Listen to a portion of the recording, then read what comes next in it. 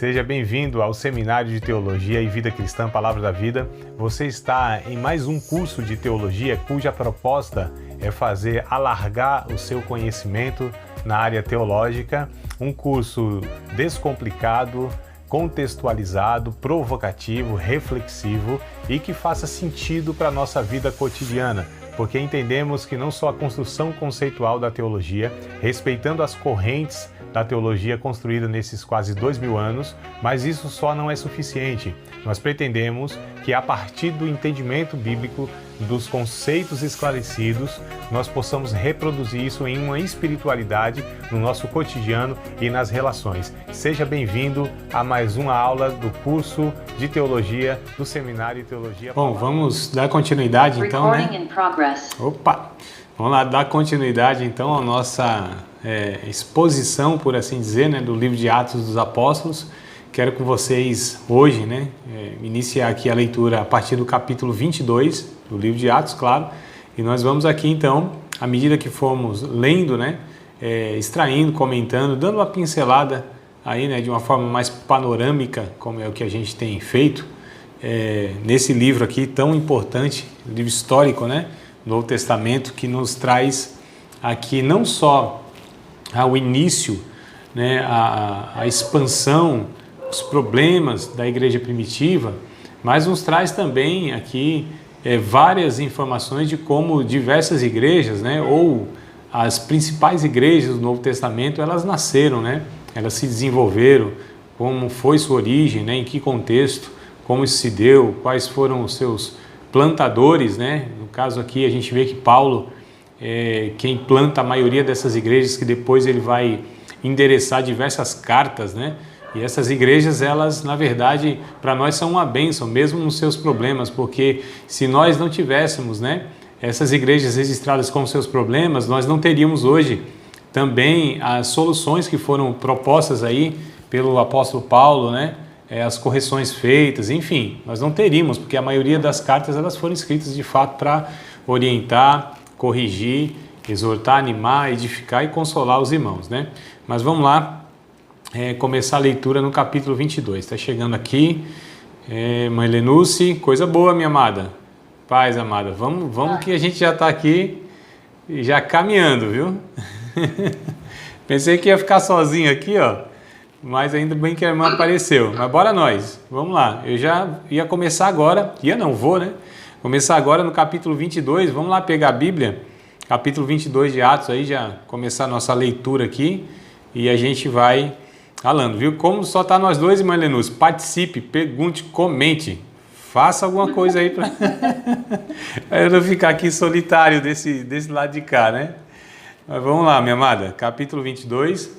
é a continuidade, como eu estava dizendo aqui no início do vídeo, né, do que nós pretendemos hoje. Então, tem um subtítulo em negrito, a gente sabe que esses títulos, subtítulos, eles não fazem parte da inspiração, mas dá para a gente, né, uma orientação aqui de como vai iniciar o capítulo, o texto aqui, tá? Então, diz assim, o discurso de Paulo em sua defesa, né? A gente precisa lembrar que semana passada nós encerramos a aula falando, né, que Paulo ele estava naquela situação, para variar, né? Situação de perseguição, de acusação, sofrendo e tendo que se defender, né? Então, assim, nenhuma novidade aqui, né? A gente já viu que cada cidade que Paulo entrava, cada lugar que Paulo chegava, era um alvoroço, era perseguição, era espancamento, era prisão, era açoite, né? Então, assim, num contexto de muito sofrimento mesmo.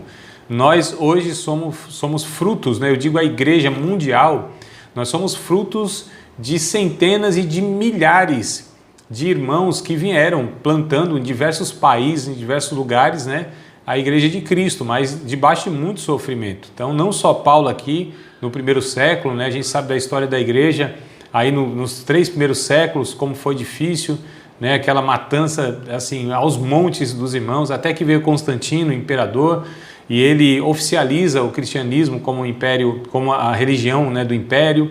Enfim, passa-se aí em torno de 1000 anos, mais ou menos, de uma tranquilidade, por assim dizer. Aí depois vem a reforma protestante, né, vem toda a perseguição novamente, Martinho Lutero ali 1517, aí vem os séculos seguintes, né? Os missionários plantando igrejas também ao redor do mundo, né? O último grande avivamento do século passado, Rua Azul, aquela coisa toda, vários contextos ainda de perseguição. Hoje, né, no nosso país aqui, o Brasil, a gente tem essa liberdade religiosa, né? Até isso vem através das leis.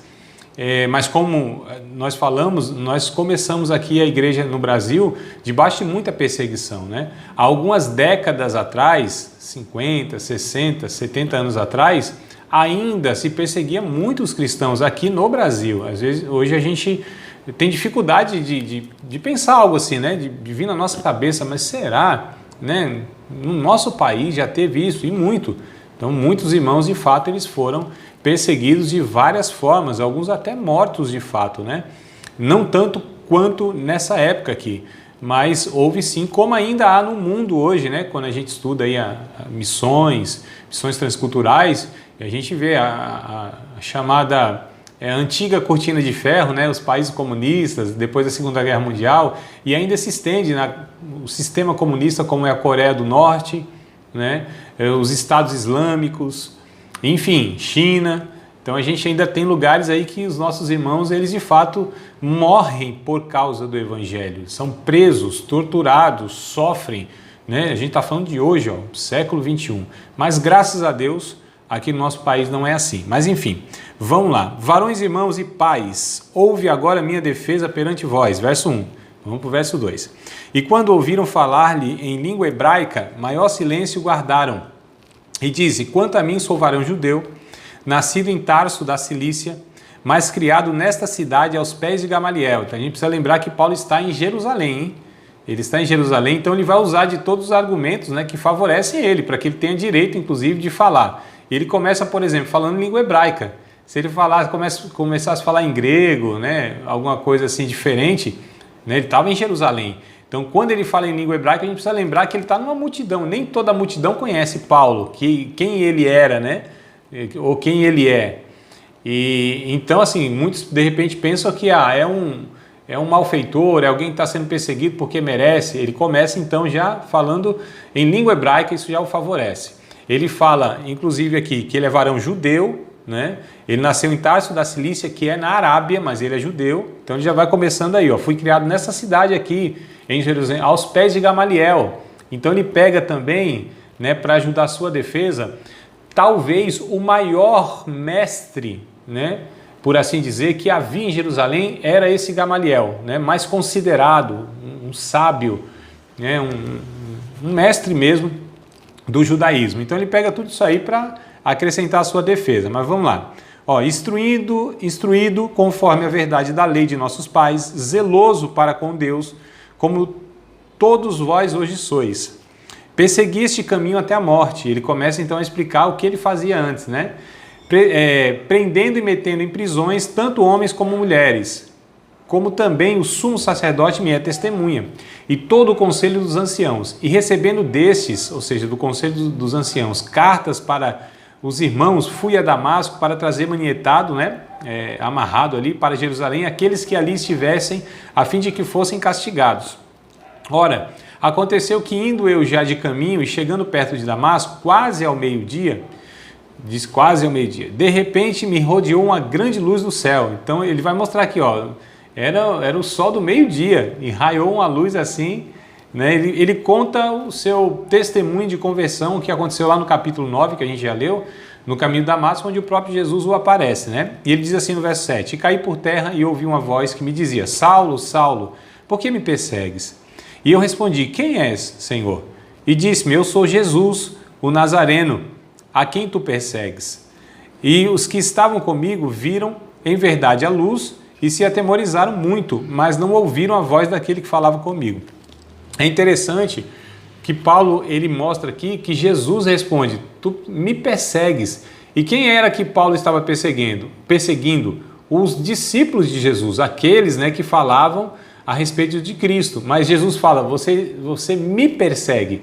Então quem estava perseguindo lá os cristãos daquela época, estava perseguindo o próprio Cristo, que tinha morrido, ressuscitado e tinha subido aos céus. Ele aparece numa visão aqui. Olha como Paulo, ele mostra aqui, né?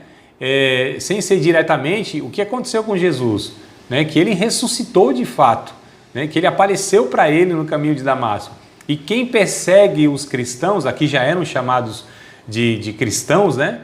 Quem persegue esses cristãos estão perseguindo o próprio Jesus, que foi crucificado há anos atrás. A gente precisa lembrar que aqui já passou aí pelo menos os seus 20, 25, quase 30 anos, tá? Não chega a 30 não, mas tá beirando lá, né? Quase 30 anos. Então, Paulo testifica, ó, Jesus ele morreu e ressuscitou. Quem está perseguindo os cristãos está perseguindo o próprio Cristo. Ele, né, fala do seu testemunho pessoal.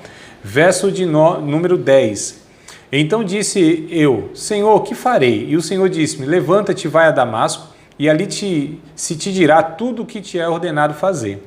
E como eu não via por causa do esplendor daquela luz, fui levado pela mão dos que estavam comigo e cheguei a Damasco. E era em um certo Ananias, varão piedoso, conforme a lei, que tinha bom testemunho de todos os judeus que ali moravam, vindo ter comigo, apresentando-se, disse-me, Saulo, irmão, recobra a vista. E naquela mesma hora eu vi. Verso 14. E ele disse, o Deus de nossos pais de antemão te designou para que conheças a sua vontade, vejas aquele justo e ouças a voz da sua boca. Porque has de ser sua testemunha para com todos os homens do que tens visto e ouvido. E agora, por que te detens? Levanta-te e batiza-te e lava os teus pecados, invocando o nome do Senhor. Olha que coisa interessante. Aconteceu que, tornando eu para Jerusalém, Paulo já falando agora, né? Quando orava no templo, fui arrebatado para fora de mim. E vi aquele que me dizia, dá-te pressa, e saí apressadamente de Jerusalém, porque não receberão o teu testemunho acerca de mim. E eu disse, Senhor, eles bem sabem que eu lançava na prisão e açoitava na sinagoga os que criam em ti. E agora o sangue de Estevão, tua testemunha, se derramava. Também eu estava presente e consentia na sua morte, e guardava as vestes dos que o matavam. E disse-me, vai, porque eis de enviar-te aos gentios de longe. E ouviram-no até esta palavra e levantaram a voz dizendo, tira da terra um tal homem, porque não convém que viva. E clamando eles e arrojando de si as vestes e lançando pó para o ar, o tribuno mandou que o levassem para a fortaleza, dizendo que o examinassem com açoites, para saber por que causa assim clamava contra ele. Então, olha só, eles não suportaram quando Paulo começou a falar do testemunho dele, do que aconteceu, como Jesus falou com ele. Porque aqui era a mesma coisa de falar assim, ó, vocês rejeitaram o Messias, é o Messias que me chamou, o Messias que ressuscitou, né? Então, eles estavam entendendo isso, que quando Paulo deu todo o testemunho dele aqui, que ele foi lá perseguir os cristãos, Jesus aparece para ele ressurreto, e ele agora começa a pregar essa mensagem, ou seja, dos discípulos, né, do caminho aos gentios, eles ficam aqui furiosos. Essa reação, ela é muito comum no livro de Atos. A gente vê lá desde o comecinho lá do capítulo 2, capítulo 3, capítulo 4, né, capítulo 7 principalmente, quando matam Estevão, diz que eles rangem os dentes, eles ficam enfurecidos, eles rasgam as vestes. Então assim, eles expressam muito ódio contra a mensagem do Evangelho, né? O religioso aqui, o judeu, e todos os religiosos, eles odeiam o Evangelho, porque o Evangelho mostra para todo ser humano que eles são incapazes e insuficientes para se salvar. O Evangelho é uma humilhação para o ser humano, né? É boa nova no sentido que, olha, Jesus veio para salvar, mas por outro lado é falar, ó, você está perdido. E você falar para um religioso que ele está perdido, né? Você falar para um espírita, ó, você está perdido, para um católico, você está perdido, para um evangélico, às vezes até para um evangélico a gente fala, você está perdido, dependendo do contexto aí, né?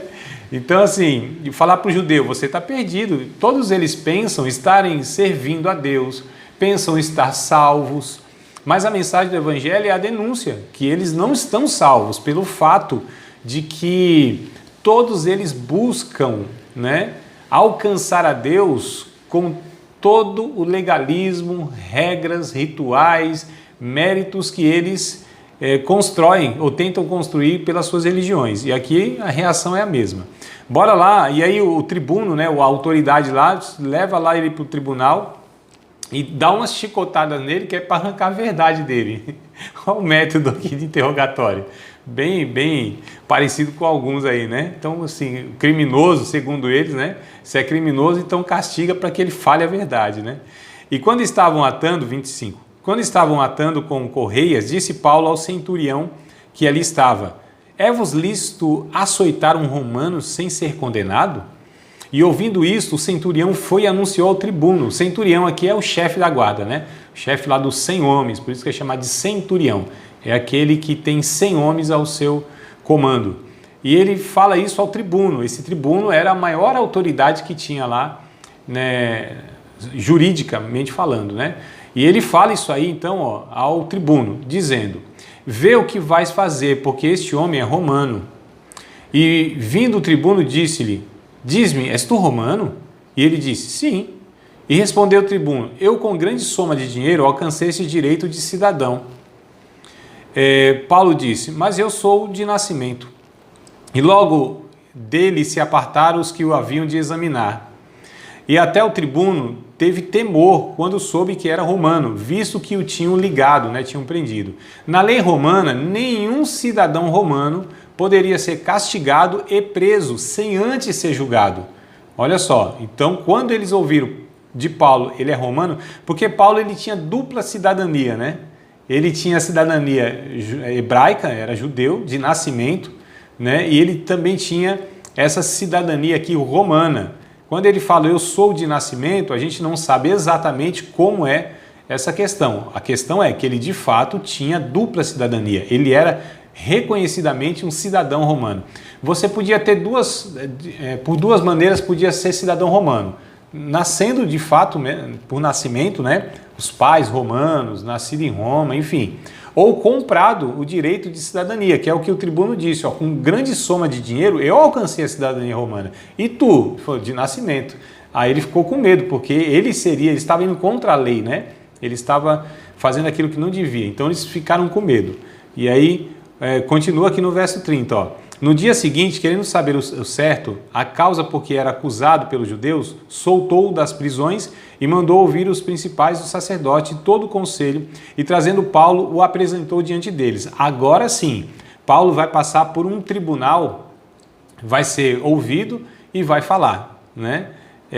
Diz assim, ó, e pondo Paulo os olhos no conselho, disse: varões e irmãos, até o dia de hoje tenho andado diante de Deus com toda boa consciência. É interessante que Paulo, ele não quer se defender pegando um monte de artifício e argumento. Paulo, ele simplesmente fala a verdade, fala aquilo que ele é, né? O que ele fez, enfim. Paulo não tem aquele negócio assim, vou me defender a todo custo aqui. Ele simplesmente fala da sinceridade do seu coração. É muito interessante, ele usa a verdade, né? E diz aqui, ó, varões e irmãos, até o dia de hoje tenho andado diante de Deus com toda boa consciência, mas o sumo sacerdote Ananias mandou que aos que estavam junto dele o ferissem na boca. Deram um murro na boca de Paulo. Olha só, olha a postura dos religiosos. Violência, ódio, e Paulo sempre no amor e na verdade, né? Então eles não resistiam, como ninguém resiste. O evangelho vivido, anunciado com amor, o ódio, a vingança, a perseguição, a tortura, a morte não resistem. É o que eles têm, né? Só quem é discípulo de Cristo tem o amor. Então, e ele é a única arma que nós temos. A gente precisa entender isso, né? E Paulo nos ensina isso aqui, ó, diante da injustiça, diante da perseguição, diante das pessoas que eram más. Então, olha o que Paulo está ensinando aqui, né? Indiretamente para a gente. A gente tem uma arma, é o amor. Mesmo com essas pessoas que fazem isso, por exemplo, aqui, ó, ele falou assim, fere o outro, dá um murro na boca de Paulo. Olha só, um ato violento sendo julgado, né? Aí o verso 3 diz assim, então Paulo lhe disse, Deus te ferirá, parede branqueada. Essa expressão parede branqueada, eu não sei se de repente outra versão está diferente, né? Mas com essa expressão Paulo estava acusando de hipócrita, né? Isso, quando Jesus lá, por exemplo, Mateus capítulo 23, verso 27, Jesus disse a respeito dos fariseus, dos hipócritas, disse assim, vocês são como sepulcros branqueados, né? Sepulcro caiado. Então, era uma expressão da cultura lá que falava o seguinte: você é um hipócrita, você é uma parede branqueada.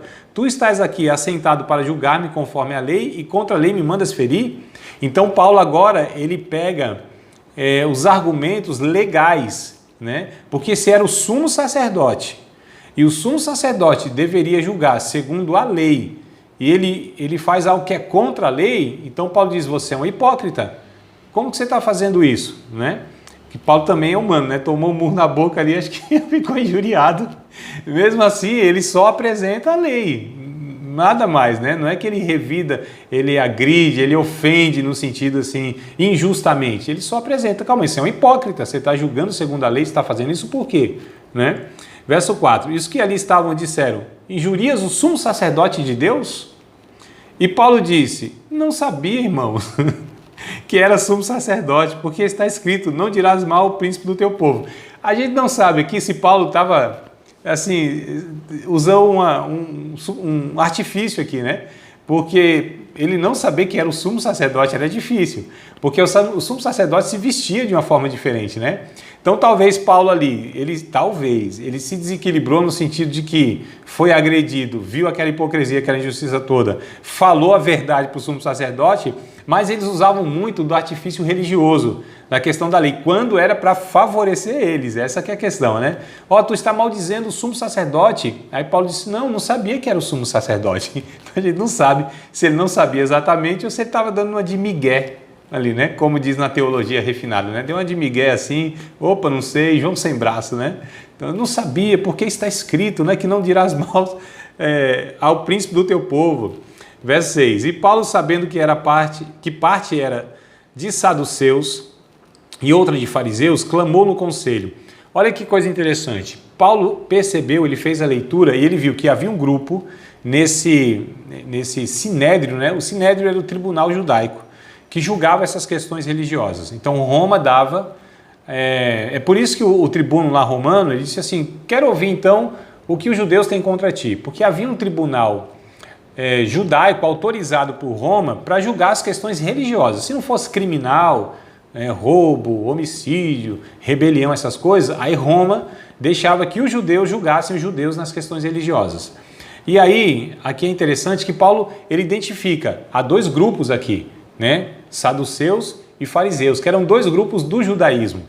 Então, o que ele fez? Ele identificou isso, ele falou: vou jogar um argumento aqui que eles mesmos vão brigar aí para me favorecer, né? E olha que coisa interessante, ele diz: varões e irmãos, eu sou fariseu, filho de fariseu. Paulo usa a verdade, ó. Então ele vai pegar os fariseus, o grupo dos fariseus, né? Com isso, ele vai conquistar nesse sentido, porque ele está falando aqui para os fariseus: eu também sou fariseu, meu pai era fariseu, eu sou fariseu de fariseu, ou seja, pertenço também a esse grupo, né, no judaísmo. E ele diz assim: no tocante à esperança e à ressurreição dos mortos, sou julgado. Então, olha que coisa interessante. E havendo dito isso, houve divisão entre os fariseus e os saduceus, e a multidão se dividiu. E aí vai falar o porquê. Porque os saduceus dizem que não há ressurreição, nem anjos, ou nem anjo, nem espírito, mas os fariseus reconhecem uma e outra coisa. Ou seja, esse grupo dos saduceus, eles não acreditavam que era um grupo do judaísmo, mas eles só acreditavam nos 5 livros de Moisés, né, no Pentateuco. Eles não acreditavam que havia milagres, que haviam anjos, que existia espírito, essas coisas mais abstratas. Esse grupo dos fariseus não. Dos saduceus. E quando Paulo diz assim: eu sou julgado segundo a esperança e a ressurreição dos mortos, os fariseus acreditam em ressurreição, em espírito, em anjo e tudo. Então ali começou uma divisão entre eles. Falou: calma aí, ele é julgado por isso, a gente crê nisso. E os outros: não, mas a gente não crê nisso. E eles começaram a discutir. Olha a estratégia que Paulo arruma, né? Joga a bomba no meio deles lá, e vocês aí que se coise, né? Não ia falar uma outra palavra aqui, mas vamos lá. Verso 9. Originou-se um grande clamor, e levantando-se os escribas da parte dos fariseus, contendiam dizendo: nenhum mal achamos desse homem, e se algum espírito ou anjo lhe falou, não resistamos a Deus. E havia grande dissensão, e o tribuno, temendo que Paulo fosse despedaçado por eles, mandou descer a soldadesca, né, o grupo de soldados, para que o tirasse do meio deles, e o levassem para a fortaleza. E na noite seguinte, apresentando-se-lhe, o Senhor disse, o próprio Jesus aparece novamente para ele em visão: Paulo, tem ânimo, porque como de mim testificasse em Jerusalém, assim importa que testifique também em Roma. Então, olha como Jesus, em alguns momentos da vida de Paulo, momentos muito críticos, muito difíceis, aparecia a ele, né? Ou usava alguém, como a gente já viu, usou o Ágabo lá para trazer uma profecia para ele, enfim. Mas olha como Jesus conforta Paulo naquela noite. Como você testificou de mim aqui em Jerusalém, importa que você vá para Roma também. O que Jesus está dizendo? Você não vai ficar preso e nem morrer aqui, né? Eu vou te levar ainda para Roma para falar de mim. Então Jesus o conforta, né? O consola, Jesus o fortalece nesta noite aí, porque Paulo ia dormir aquela noite e não sabia o que ia ser no outro dia. Mas na continuação aqui no verso 12, quando já era dia, alguns dos judeus fizeram uma conspiração e juraram dizendo que não comeriam nem beberiam enquanto não matassem a Paulo. E eram mais de 40 os que fizeram essa conjuração. 40 homens começaram a jejuar. Se assim, enquanto não matarmos Paulo, enquanto Paulo não morrer, a gente não para de jejuar. A gente não come e não bebe. Eu acho que estão até hoje, sem comer e sem beber, né? Os caras que morreram aqui, ó. Porque juraram um negócio desse, tinha que cumprir, né? Então, mas olha que coisa absurda. Como que uma religião usa uma prática, né, entre aspas, de piedade, o jejum, por exemplo, como eu vou dizer, para uma finalidade que é matar uma pessoa, que a pessoa morra. Como que pode? Tá vendo como não tem lógica? Né? As questões religiosas, elas são assim totalmente desvirtuadas dos valores da própria religião, muitas vezes, né? Então não tem sentido, mas quando a pessoa é religiosa, ela não raciocina no sentido lógico mesmo. Não faz sentido, mas ela não enxerga isso, porque qualquer um vai falar assim, como que uma pessoa vai orar a Deus para que o outro morra? Né? Como que a pessoa vai fazer um jejum, né? Vai lá prestar um culto a Deus numa finalidade que o outro seja prejudicado? Isso não tem lógica, né? Qual é a religião que ensina isso? Mas só para a gente entender como a pessoa com essa mente religiosa, ela faz, ela pensa, ela vive, né? Ela fala coisas que não tem sentido nenhum. Não tem. É um negócio de doido. Verso 14. Estes foram ter com os principais dos sacerdotes e anciãos e disseram: conjuramo-nos sob pena de maldição a nada provarmos até que matemos a Paulo. Olha só. Agora, pois, vós com o conselho rogai ao tribuno que vô-lo traga amanhã, como querendo saber mais alguma coisa de seus negócios. E antes que chegue, estaremos prontos para o matar. Uma emboscada, né? Eles iam armar uma emboscada aqui. Traz Paulo, fala que vocês ainda querem interrogar ele. Quando ele vir aqui, a gente mata ele. Verso 16. E o filho da irmã de Paulo, o sobrinho de Paulo, tendo ouvido acerca dessa cilada, entrou na fortaleza e anunciou a Paulo. E Paulo, chamando a si um dos centuriões, disse: só uma curiosidade, aqui, se não me falha a memória, é o único texto em toda a Bíblia, né, todo o Novo Testamento, que fala a respeito da família de Paulo, né? Fala do sobrinho dele, no caso aqui, né? Filho da irmã dele. Então, a gente sabe que no mínimo Paulo tinha uma irmã. E até mais, né? Irmãos, que era bem comum as pessoas ter vários irmãos, né? É tipo Nordeste, né? Tipo Nordeste, assim, é 10 para cima. Vou até tomar um gole d'água aqui. É 10 para cima. Se for pentecostal, então é 20 para lá.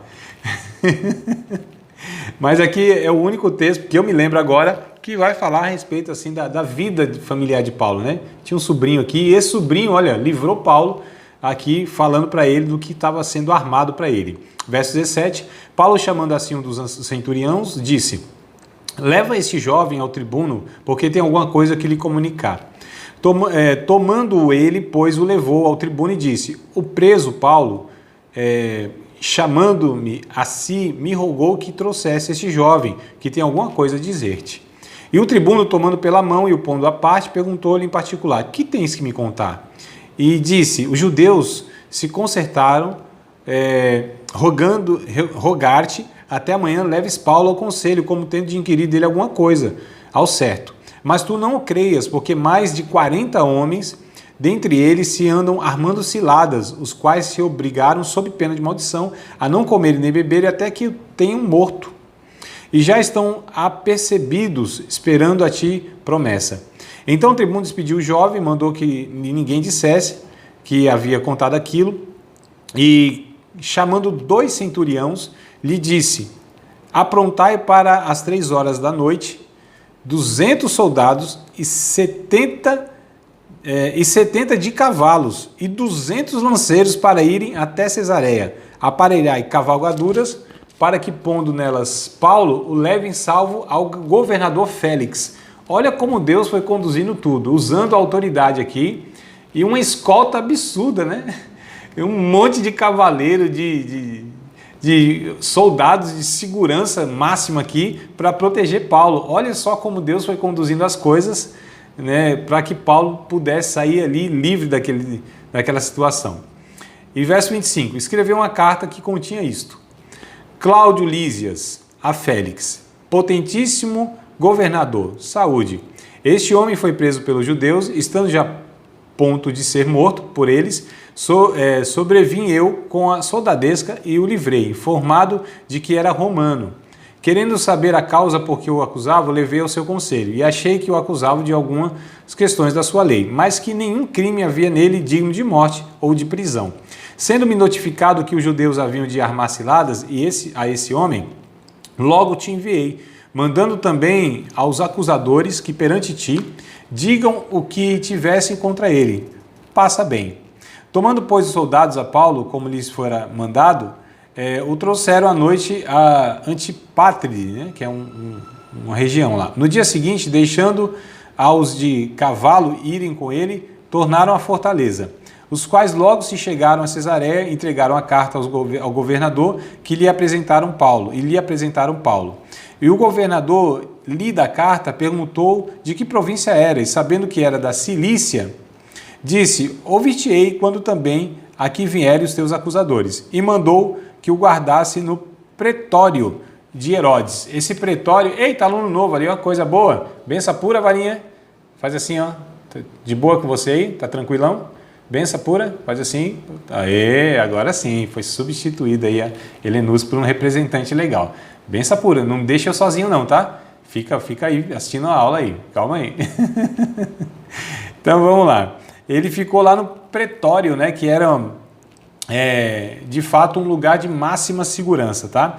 Aí a gente vê aqui algo muito interessante, né, nesse sentido aqui, que Paulo ele está protegido ali pela lei, protegido de fato, né, com máxima segurança. 5 dias depois, o capítulo 24 continua, o sumo sacerdote Ananias desceu com os anciãos e um certo Tértulo, orador, os quais compareceram perante o governador contra Paulo. E sendo chamado Tértulo, começou a acusá-lo, dizendo... Então, contrataram aqui uma espécie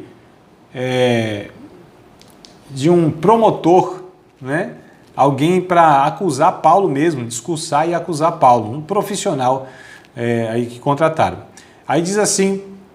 O verso de número 2. E sendo chamado Tértulo, começou a acusá-lo, dizendo: visto como por ti temos tanta paz, e por tua prudência se fazem a este povo muitos e louváveis serviços, sempre em todo lugar, ó potentíssimo Félix, com todo o agradecimento queremos reconhecer. Já começou bajulando aqui, né? Verso 4. Mas para que te não detenhas muito, rogo-te que conforme a tua equidade, nos ouça por pouco tempo. Temos achado este homem uma peste e promotor de sedições entre todos os judeus, por todo o mundo, e o principal defensor da seita dos nazarenos. Olha como o camarada aqui, ele acusa, né? Ele apresenta a acusação aqui contra Paulo. Olha só, coisa boa, hein? Não me deixou sozinho, né? É igual Jesus, subiu ao céu e enviou o Espírito Santo para consolar. Né? Estou falando aqui, irmã Lenúcia, a irmã fez igual Jesus, né? Subiu ao céu para não deixar os discípulos lá sozinhos e enviou o Espírito Santo para consolar eles, né? Ficou o menino me consolando aí. Oh, coisa boa! A campainha tocou, eu falei pro meu neto, fica aí para não deixar o professor sozinho que eu já volto. Que bênção, eu fiquei feliz demais aqui, o menino olhando para mim, a gente não está entendendo nada, falou, o que esse homem está falando? Mas tudo bem. Eu devia ter falado para ele, né? O que eu falo agora tu não entendes, mas entenderás depois. Mas vamos lá, o verso 5, onde eu estava lendo, que é o início agora, né, da fala desse promotor que está acusando Paulo. Então vou repetir de novo. Olha como ele acusa, né, Paulo. Temos achado que este homem é uma peste e promotor de divisões entre todos os judeus, por todo o mundo, e o principal defensor da seita dos nazarenos. Olha como eles chamam, né, os discípulos de Cristo, né, a seita dos nazarenos, e diz Paulo é uma peste, ele tem promovido dissensões, bagunça. Olha a acusação infundada contra Paulo. Verso 6, o qual intentou também profanar o templo, e por isso o prendemos e conforme a nossa lei o quisemos julgar. Então assim, só mentira, né? Mas sobrevindo o tribuno Lísias, nolo tirou dentre as mãos com grande violência, mandando aos seus acusadores que viessem a ti, e dele tu mesmo, examinando, poderás entender tudo que o de que o acusamos. E também os judeus o acusavam, dizendo, seriam essas coisas assim. Paulo, porém, fazendo-lhe o governador sinal que falasse, respondeu, porque sei que já vai para muitos anos que desta nação é juiz. Com tanto melhor ânimo respondo por mim. Pois bem pode saber que não há mais de 12 dias que subi a Jerusalém a adorar. E não me acharam no templo falando com alguém, nem amotinando o povo nas sinagogas, nem na cidade. Nem tampouco pode provar as coisas que agora me acusam. Então Paulo aqui está se defendendo mesmo, né, com os argumentos aqui. Olha, é um tribunal, é julgamento mesmo, é réu, é promotor, é o juiz. O negócio aqui tá complicado demais para Paulo, né? Verso 14. Mas confesso que conforme aquele caminho a que chamam seita, assim sirvo ao Deus de nossos pais, crendo tudo quanto está escrito na lei e nos profetas. Como ele estava acusando, né, a acusação aqui desse cidadão, esse tértulo aqui, estava usando a lei de Moisés, então Paulo também usa a lei, né, para justificar e para se defender. Verso 15. Tendo esperança em Deus, como estes mesmos também esperam, de que há de haver ressurreição dos mortos, tanto dos justos como dos injustos. Então, olha, Paulo fala, eles também esperam da forma que está escrito na lei. E eu estou vivendo e praticando e esperando, né, a lei, só que servindo a Cristo. E por isso procuro sempre ter uma boa consciência sem ofensa, tanto para com Deus como para com os homens. Ora, muitos anos depois, vim trazer à minha nação esmolas e ofertas. Nisto me acharam já santificado no templo, não em ajuntamento nem com alvoroço, uns certos judeus da Ásia, os quais convinha que estivesse presente perante ti e me acusassem se alguma coisa contra mim tivessem. Ou digam esses mesmos se acharam em mim alguma iniquidade quando compareci perante o conselho, e a não ser estas palavras que estavam entre eles. Clamei, hoje sou julgado por vós acerca da ressurreição dos mortos. Então Paulo está falando, não tem nada a ver esse negócio que estão falando aí, que eu pequei com isso, que eu promovi essa sedição, esses motins, né? Profanei o templo, tudo isso aí não tem fundamento nenhum. Paulo vai falando, eu estou sendo acusado pelo fato de eu falar que existe ressurreição dos mortos, porque ele pregava que Jesus tinha ressuscitado, né? Então essa era a acusação de fato, que estavam, né, acusando Paulo, não essas mentiraiadas todas. Então Félix, havendo ouvido essas coisas, lhe pôs dilação, dizendo, havendo-me informado melhor deste caminho, quando o tribuno Lísias tiver descido, então tomarei inteiro conhecimento dos vossos negócios. E mandou ao centurião que guardasse em prisão, tratando-o com brandura, e que a ninguém dos seus proibisse servi-lo ou vir ter com ele. Alguns dias depois, vindo Félix com sua mulher Drusila, que era judia. Então, olha só, esse oficial aqui, ele não era judeu, né? Possivelmente romano, mas a sua mulher era judia. Então, mandou chamar Paulo e ouviu acerca da fé em Cristo. Então, Paulo ainda prega para essa autoridade, né? Ficou lá na prisão, mas sendo bem tratado, por assim dizer, né? Ou não sendo maltratado, que já era uma coisa boa, né? O cara estava na prisão, era maltratado. Então, Paulo estava na prisão, mas não foi maltratado. E aí, ele vem, esse Félix, né, que é outra autoridade, vem com a sua esposa que era judia. E aí eles ouvem Paulo E aí Paulo fala a respeito da sua fé em Cristo. Verso 25. E tratando ele da justiça, da temperança e do juízo vindouro. Foi isso que Paulo falou para Félix. Ó. Félix, apavorado, respondeu: por agora vai-te, e tendo oportunidade te chamarei. Então, quando Paulo fala da justiça de Deus, a temperança de Deus e do juízo que Deus vai trazer a todo pecador, ele fica apavorado, mas parece que ele não aceita Cristo aqui, né? Ele disse: não, depois eu te ouço, então vá para lá e eu sigo o meu caminho aqui. Verso 26. E esperando, ao mesmo tempo, que Paulo lhe desse dinheiro para que o soltasse, pelo que também muitas vezes o mandava chamar e falava com ele.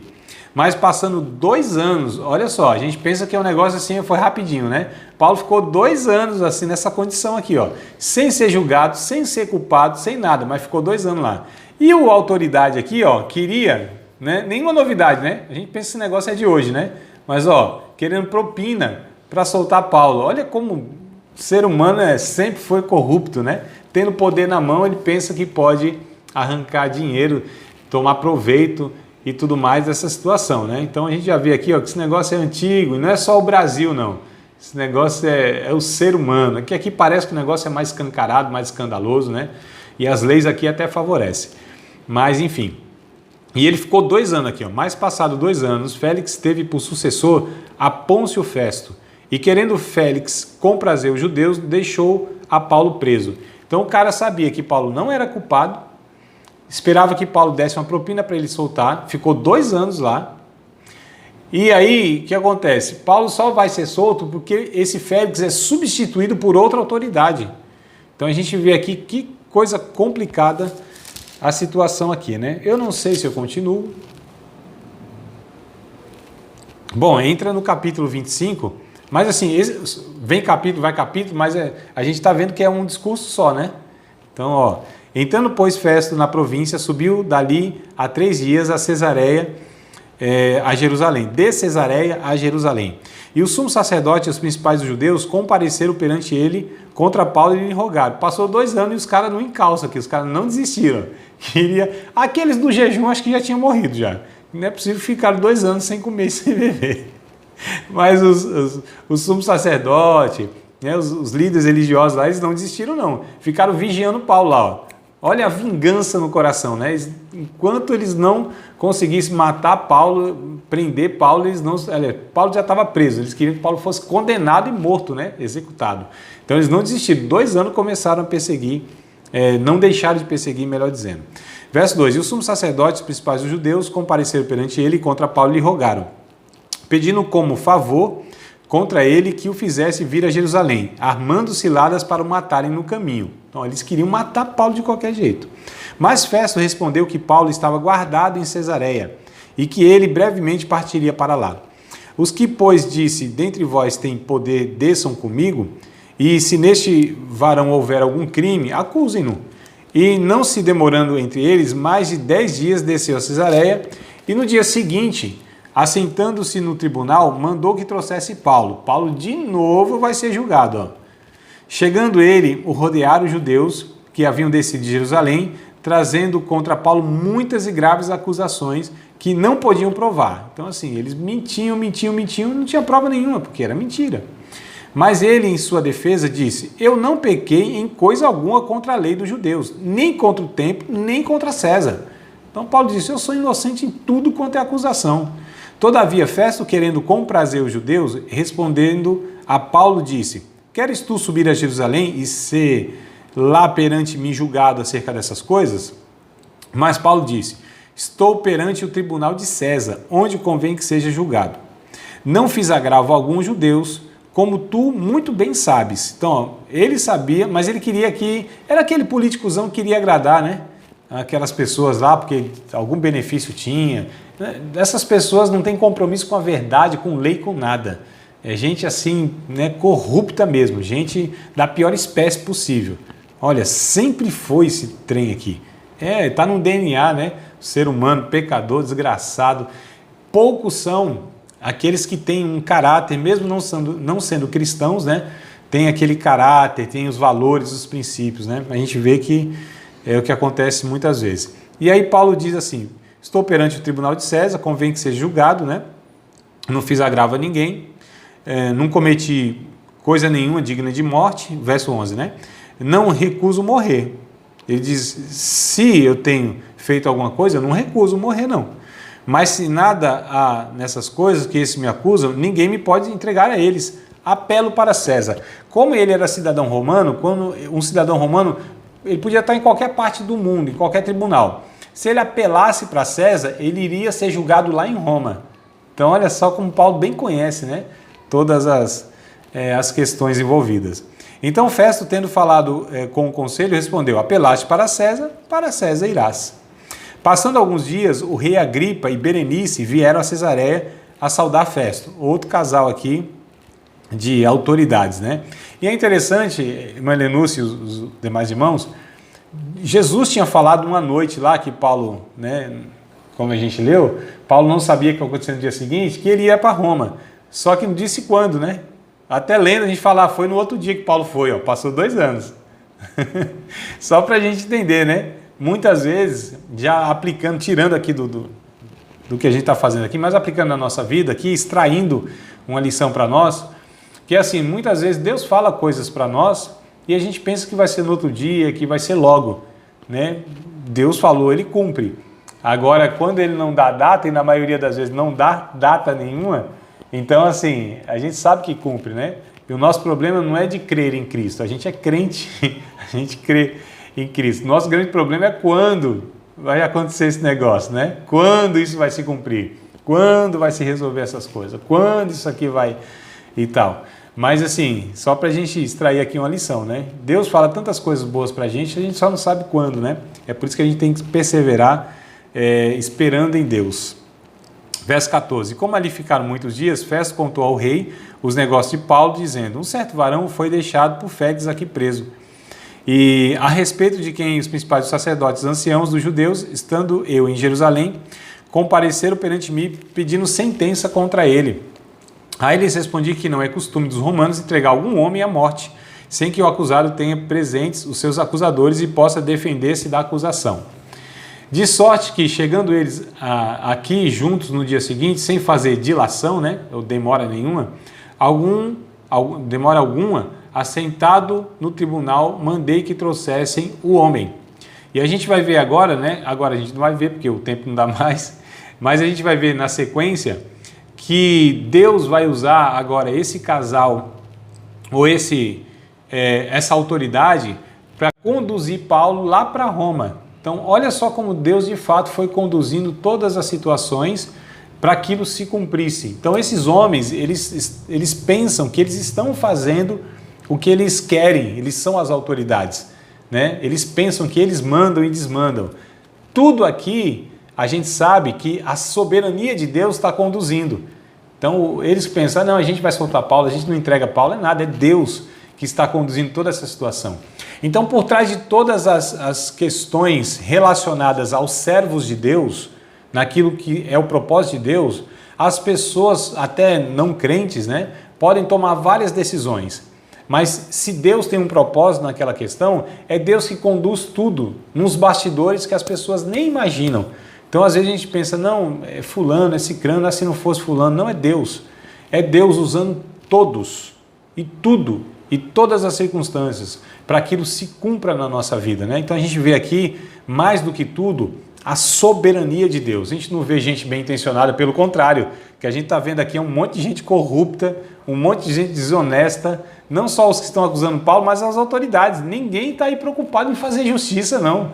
Ah, esse homem é inocente, vamos aqui fazer a nossa parte que a gente quer cumprir a lei, que nada. Esses homens aqui são corruptos, por eles não estão nem aí, não estão preocupados com Paulo, com lei, com ninguém, só estão preocupados com eles mesmos, né? Então, a gente tem as autoridades corruptas de um lado e a gente tem os acusadores mentirosos, injustos e malignos do outro lado.